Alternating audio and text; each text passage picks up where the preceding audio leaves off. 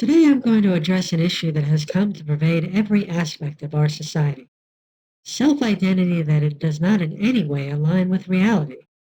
Not too long ago, if a white woman said she was black, or a man said he was a woman, we would have thought the idea ludicrous and labeled them delusional or even mentally ill.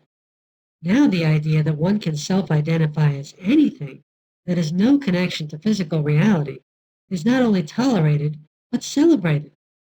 And with the marriage of this idiocy to political correctness, these deluded people have used the power of the state to force everyone to embrace their absurdity.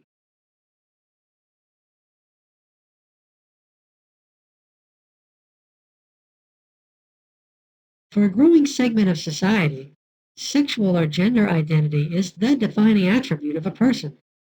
Once upon a time, sex and gender were basically synonyms and referred to the male or female of a species, including Homo sapiens, based on physical characteristics and chromosomal fact. Sex still means this, but has been relegated to irrelevancy. Gender has become an expansive term that encompasses not only how one identifies oneself, but who one is sexually attracted to. Normal has been redefined. Now it is normal to be gender fluid, and what was once natural heterosexuality is, at the benign end of the spectrum, boring, and at the other end, oppressive.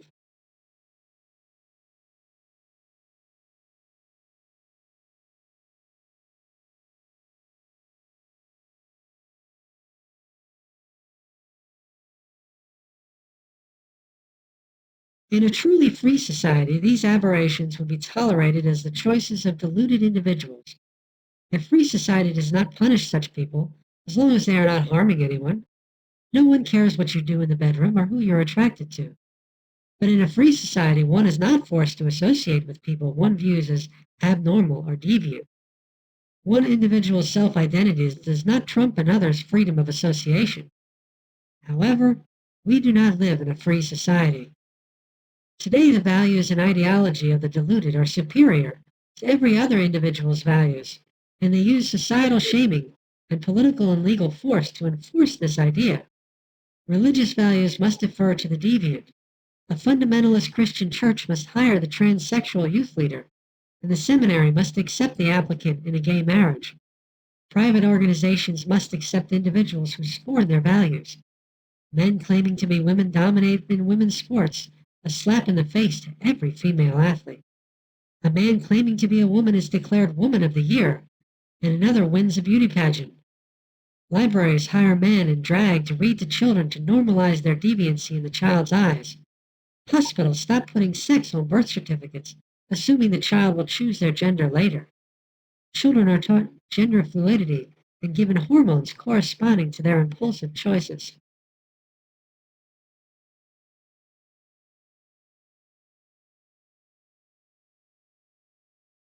However, this is not just a conflict between people who hold different values. It is a problem that tears at the very fabric of society. A civilization that rejects objective truth and supports delusion loses any meaningful standards that inform interactions among people. If we no longer accept that the objective and irrefutable fact that an individual with a penis at birth is a man, and no amount of surgery or hormones can change that biological fact, then there is no other objective truth that can be assailed. How can we communicate with each other if facts don't matter and truth is based on how one feels at the moment?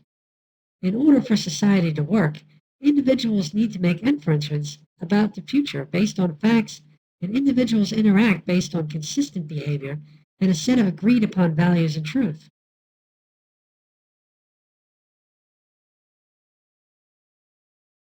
If two people look at something and their reality consists of the way they feel it should be, the way they believe it to be, and the politically and socially acceptable way it should be viewed, instead of the way it actually is, how can they communicate?